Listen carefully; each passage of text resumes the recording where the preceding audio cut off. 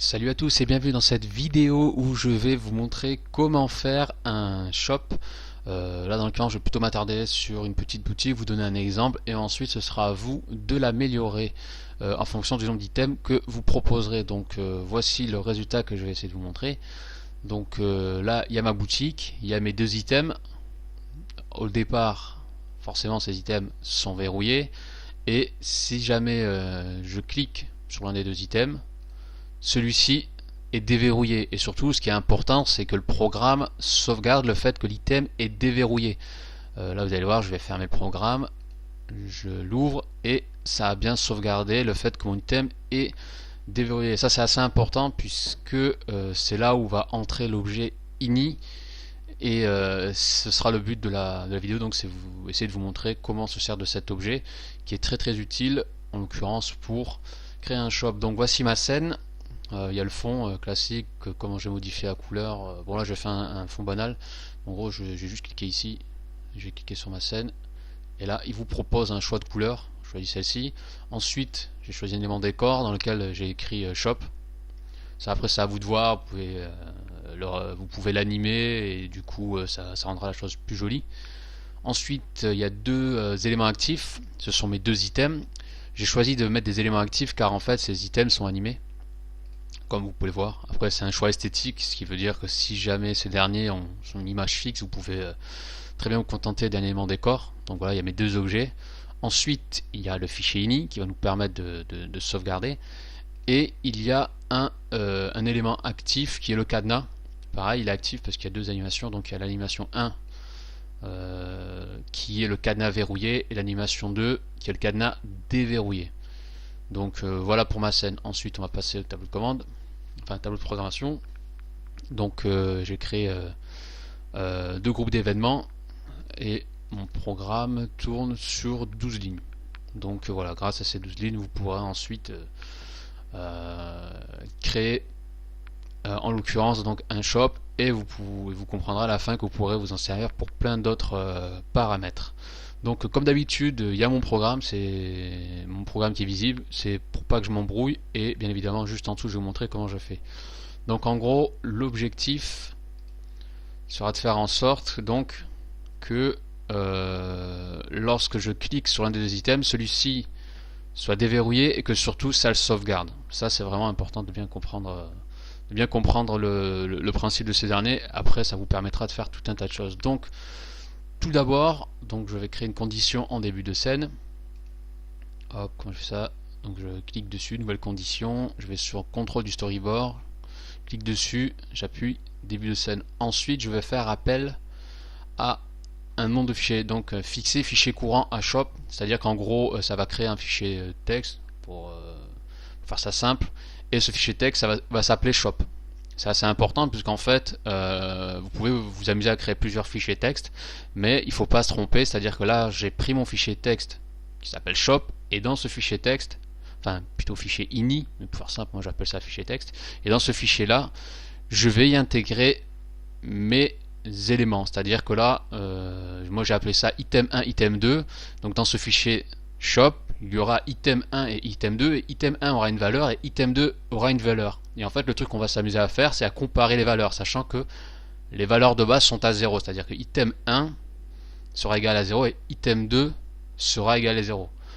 Donc bien évidemment si vous avez bien compris le truc, c'est qu'en gros si item 1 est égal à 0, l'objet est verrouillé, et si l'item 1 passe à 1, l'objet est déverrouillé. C'est tout bête, donc en gros il faudra juste apprendre à savoir comment manipuler le fichier ini pour faire en sorte que l'item soit déverrouillé ou non. Donc comment j'ai fait pour faire appel à mon fichier shop? Donc j'ai fait clic droit, fixer fichier courant, et là vous le nommez comme vous voulez. Donc là en l'occurrence c'était shop. Vous faites entrer, voilà, donc en début de scène le programme va aller vérifier ce fichier texte. Donc voilà pour la première ligne. Ensuite je vais rentrer dans le groupe d'événements shop. J'ai fait deux lignes similaires, vous allez comprendre pourquoi. En gros sur la première ligne je vais créer un cadenas à la position du cœur, et ensuite à ce cadenas je vais lui donner un identifiant 1. Ensuite, sur la deuxième ligne, je vais créer un cadenas au-dessus de mon item éclair, on va dire c'est un power up, au-dessus de mon item power, et je vais donner à ce cadenas l'identifiant 2. Car en fait, comme vous pouvez le voir, je ne me suis pas amusé à créer 10 000 cadenas pour 10 000 items. Donc là, en l'occurrence, 2 cadenas pour 2 items, j'ai préféré faire une économie.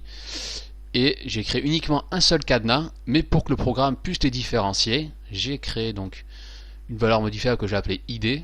Et donc, même s'il y a 2 cadenas qui ont le même nom en termes de nom actif, eh bien vous pouvez les différencier grâce aux valeurs modifiables. Donc hop, le programme dans un premier temps va me créer un premier cadenas, il va l'appeler ID1, et ensuite il va me créer un deuxième cadenas qui va appeler ID2. Donc ça c'est important, c'est pour que le programme puisse différencier les deux. Bien évidemment, vous pouvez créer 2 éléments actifs qui se ressemblent, mais ça prend de la mémoire. Donc c'est pour ça que je préférais faire des économies là-dessus. Donc mes 2 premières lignes, comment j'ai fait une nouvelle je vais juste faire ça. Voilà, hop, nouvelle condition en début de scène, donc storyboard en début de scène, sachant que si je dis pas, voilà, exécuter cet événement une seule fois. Voilà, comment j'ai fait. Clic droit sur 14, ajouter une condition. Clic droit, limiter les actions, exécuter cet événement une seule fois.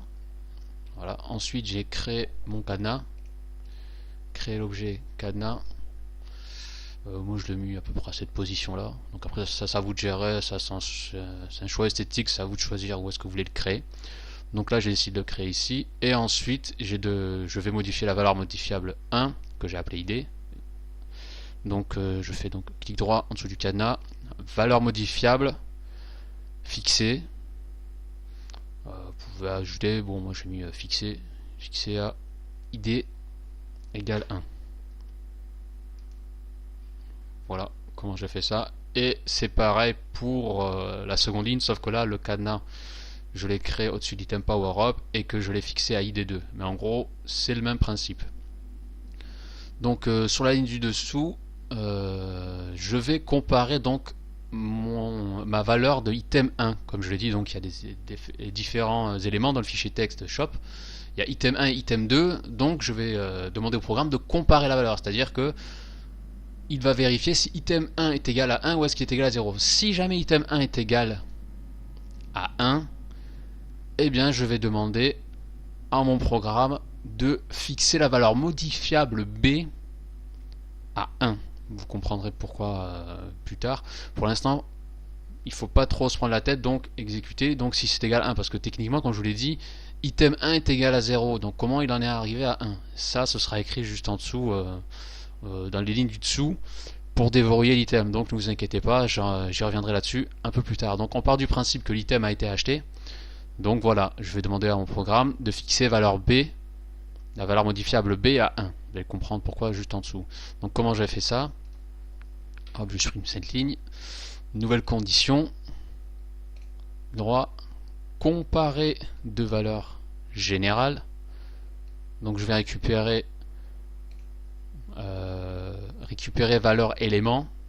Et là par contre, il ne faut pas se tromper, surtout il ne faut pas oublier les guillemets. L'élément item 1. Ne pas se tromper sur l'orthographe ou si jamais il y a un espace, ce genre de truc. Parce que sinon le programme va pas retrouver votre élément, et souvent moi je me suis souvent embrouillé dans mes programmes parce qu'en fait j'ai juste fait une erreur stupide, genre j'ai mis items au lieu de item, et en fait j'ai galéré point du tout. Donc bien faire gaffe à l'orthographe. Donc je compare, donc si c'est bien égal à 1, comme vous pouvez voir, hop, si c'est égal à 1, je vais lui demander donc de fixer la valeur modifiable B à 1. Droit, valeur modifiable, fixer valeur modifiable B à 1. Donc voilà. Et juste en dessous, je vais à nouveau comparer. Donc, si l'élément, ça après on peut, il y a toujours moyen d'optimiser, mais moi je veux vraiment que le programme vérifie tout un tas de choses. Donc si l'élément item 1 est égal à 1, que c'est bien l'id 1, que c'est bien le cadenas 1, et que la valeur B est égale à 1, sous cette condition, eh bien je mets changer la séquence d'animation pour OK. Donc je le rappelle, comme je l'ai dit, j'ai créé un cadenas et il y a deux animations. Donc il y a l'animation arrêtée qui est donc le cadenas verrouillé, l'animation OK qui est le cadenas déverrouillé. Donc je le rappelle, on part du principe que j'ai déverrouillé l'item, et bien du coup il faut changer l'animation. Et comment on fait ça? Eh bien je vais changer la séquence d'animation pour OK. Donc voilà, je vais ajouter des éléments. Donc là en gros vous pouvez faire un copier-coller, vous supprimez cette condition et vous ajoutez ces deux conditions. Donc là je fais clic droit, ajouter une condition, clic droit sur le cadenas, valeur modifiable, comparé à l'une des valeurs modifiables. Donc ID, là pareil, il faut apprendre à bien gérer les valeurs modifiables B, C, D, etc. jusqu'à Z. Donc là en l'occurrence je vais comparer ID et voir s'il est égal à 1. Donc là il y a deux, donc là pour l'instant le programme va vérifier mes deux premières conditions et je vais en ajouter une troisième.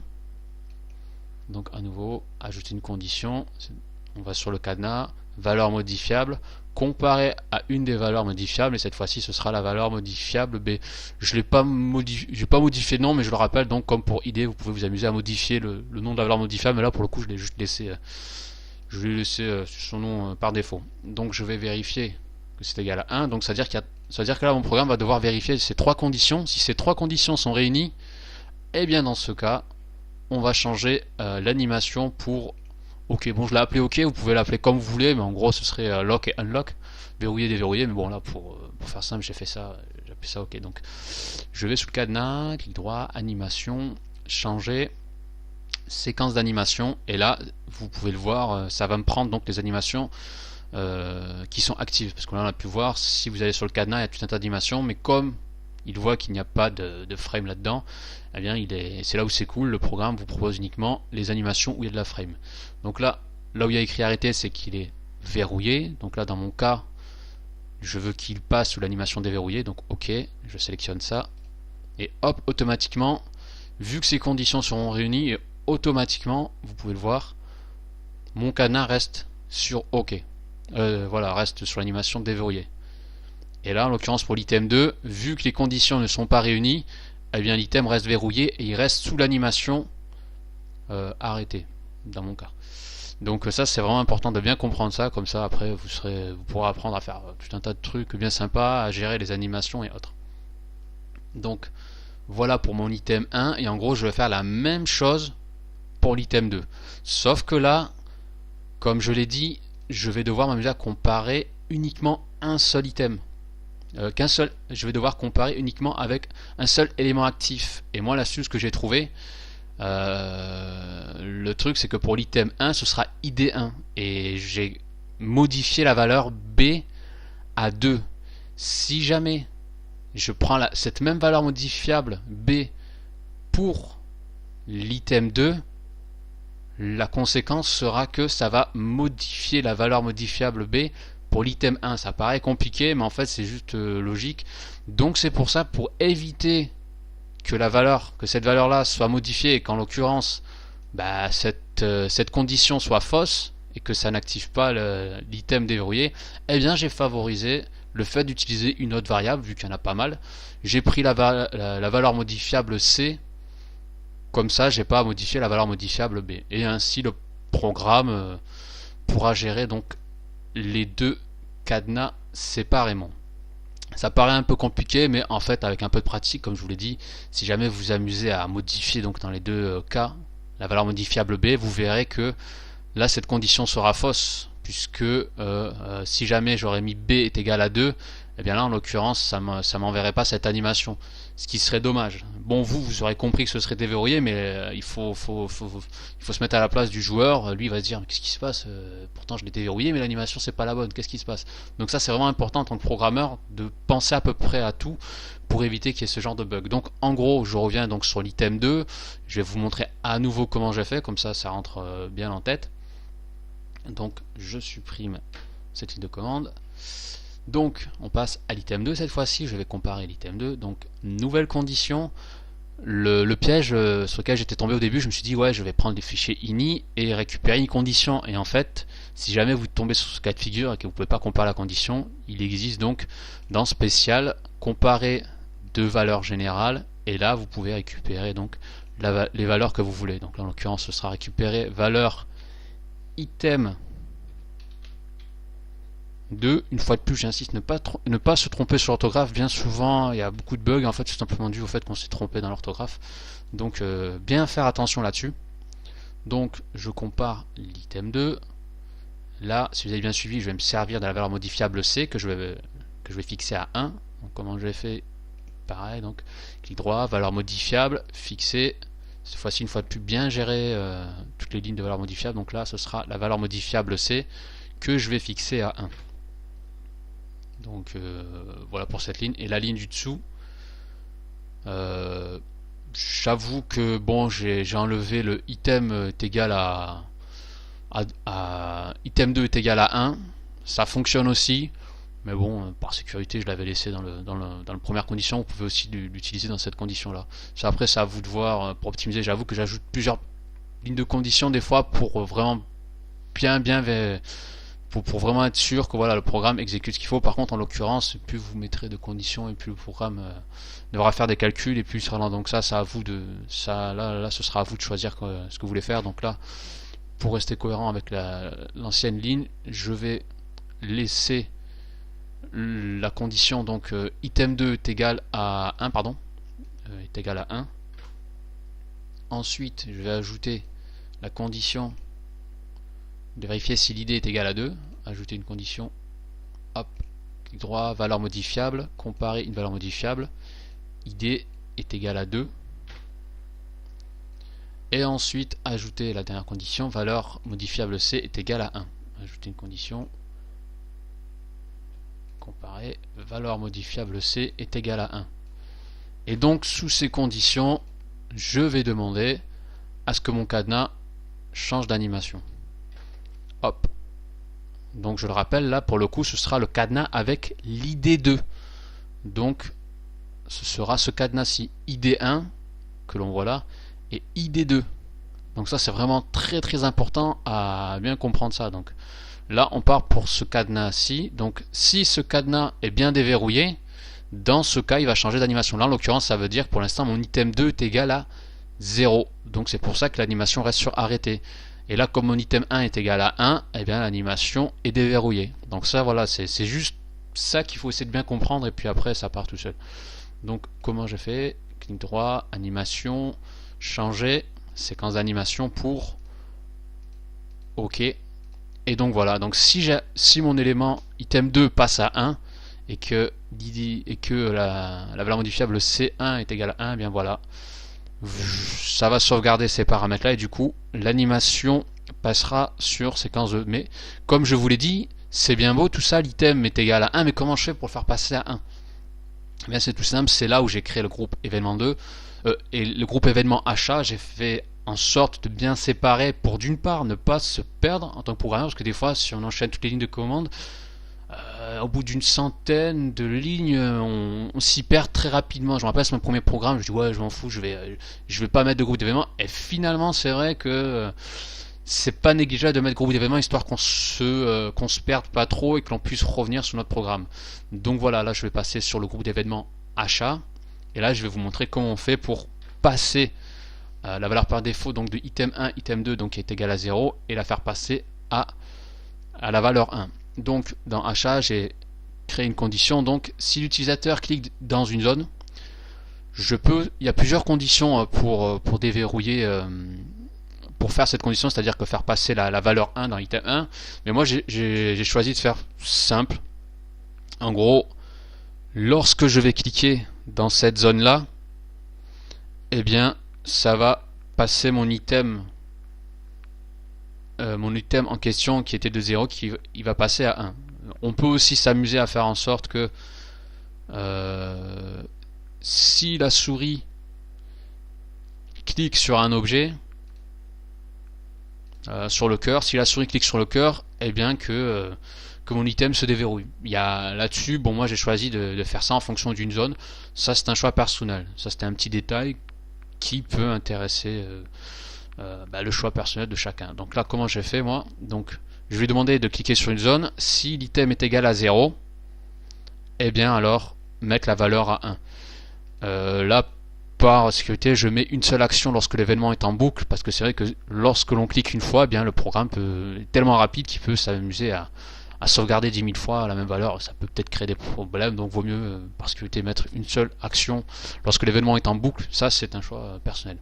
Donc comment j'avais fait ça? Nouvelle condition, clic droit, la souris. L'utilisateur clique dans une zone, donc là en l'occurrence ce sera pour mon item qui est un cœur, donc je vais créer une zone plutôt grande, placer cette zone au niveau du cœur, comme ça dès que l'utilisateur clique sur le cœur, eh bien la condition est vérifiée et donc du coup l'item est déverrouillé.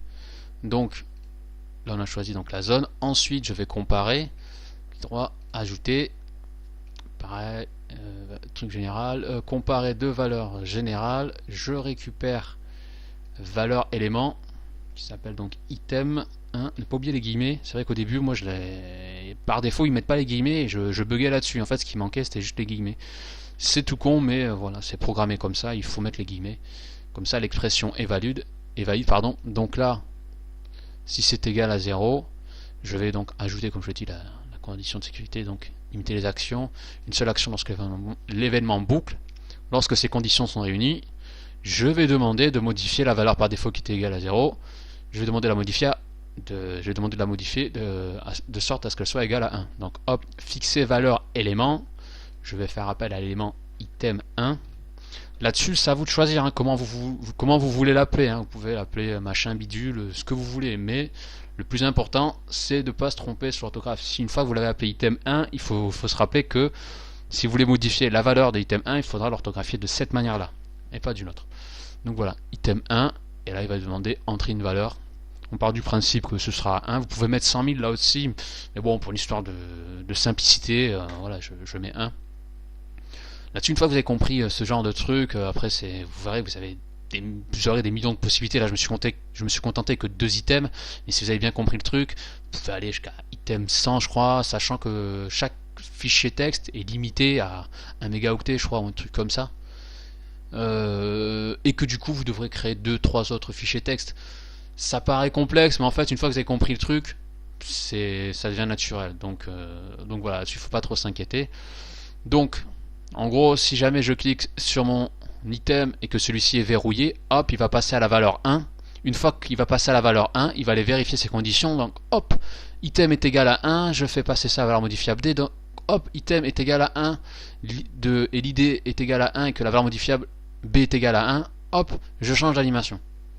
C'est tout bête. C'est action-réaction. Hein. Le programme est là juste pour ça. Donc, si ces conditions sont réunies, hop, il se passe ça. Et donc là, en l'occurrence, pour l'item 1, la valeur modifiable a été modifiée à 1, donc hop, il a été vérifié les conditions du dessus et m'a débloqué l'animation déverrouillée. Et c'est pareil pour l'item 2, je pense que vous avez compris le truc, la vidéo devient un peu ça assez longue, donc c'est pour ça que je vais vous laisser finir la dernière condition vous-même. Donc à partir de ce principe, hop, je vais vous montrer quand même la conséquence. Donc pour l'item 2, donc comme j'avais déverrouillé l'item 1 en début de vidéo, ça me l'a sauvegardé, c'était le but du fichier ini. Là on va voir si ça fonctionne. Donc si jamais je clique au niveau de cette zone, pour l'instant vu que mon item est égal à 0, c'est l'animation verrouillée. Mais si jamais je clique dans cette zone, ça va normalement déverrouiller mon item. Hop, ça l'a déverrouillé. Et chose aussi importante, c'est bien beau de l'avoir verrouillé, mais si on s'est embêté à prendre un fichier ini, c'est pour que ça sauvegarde ces données. Donc on va voir est-ce que c'est le cas. Je ferme mon fichier. Si jamais le joueur revient 2-3 jours après, hop, le programme a bien sauvegardé item 1 et item 2 à la valeur 1 et 1. Donc du coup, les deux sont bien déverrouillés. Et c'était l'objectif de ma vidéo. Donc je me suis servi du prétexte du shop, mais vous pouvez vous en servir sous d'autres prétextes, pour des jauges de vie, pour des éléments RPG, pour éventuellement dans du shoot'em up pour changer changer l'armement tout simplement. Si jamais la valeur modifiable A est égale à 1, eh bien ce sera l'armement de feu. Si la valeur modifiable A est égale à 2, ce sera des éléments de glace, et ainsi de suite. Donc à partir du fichier ini, vous pouvez vous amuser à faire tout un tas de choses. La vidéo était un peu longue, j'ai essayé de bien expliquer les choses, histoire que ça se soit bien compris. J'espère qu'en tout cas c'était le cas. Bien évidemment, il y a toujours moyen d'optimiser le programme. Et je suis toujours content de voir qu'il y a des gens qui me proposent toujours des solutions plus simples. Donc ne pas hésiter à poser des questions et surtout ne pas hésiter s'il y a moyen d'améliorer le programme et de faire partager vos connaissances avec tout le monde. Sur ce, j'espère que cela vous aura plu et je vous dis à la prochaine.